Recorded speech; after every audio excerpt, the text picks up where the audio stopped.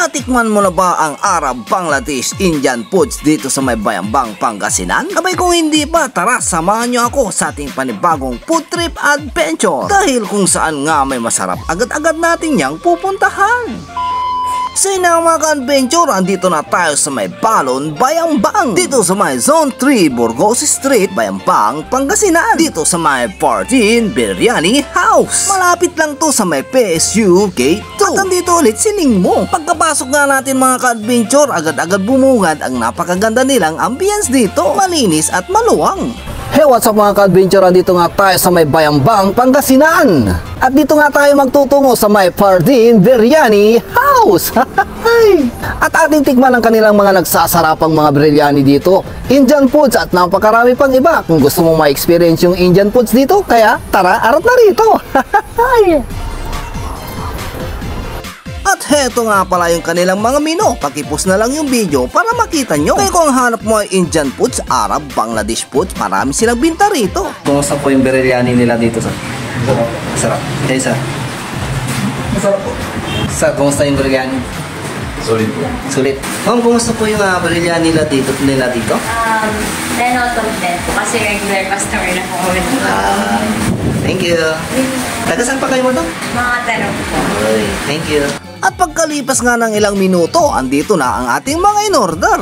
Excited na akong matikman yung kanilang mga pinagmamalaking mga foodies dito. Nag-order nga tayo ng beef biryani at saka chicken biryani. Mayroon ding chicken or beef kebab.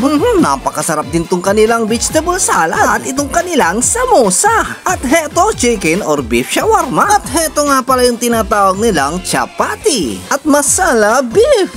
Grabe mga ka-adventure, itsura pa lang nakakatakam na. Sa wakas, matitikman ko rin at ma-experience ko rin ang kumain ng mga Indian foods na pinagmamalaking luto dito sa may Pardin Biryani House. Sina mga ka-adventure, sa unang kaga, thank you agad.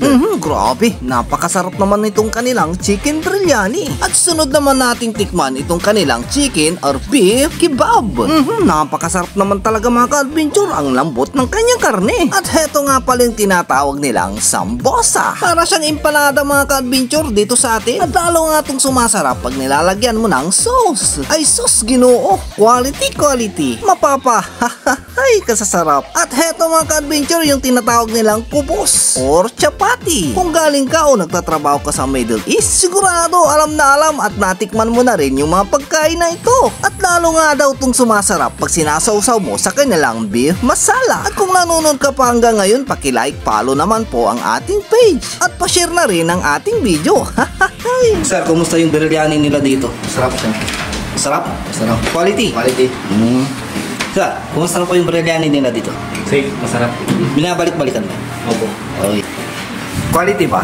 Quality. Quality, really na.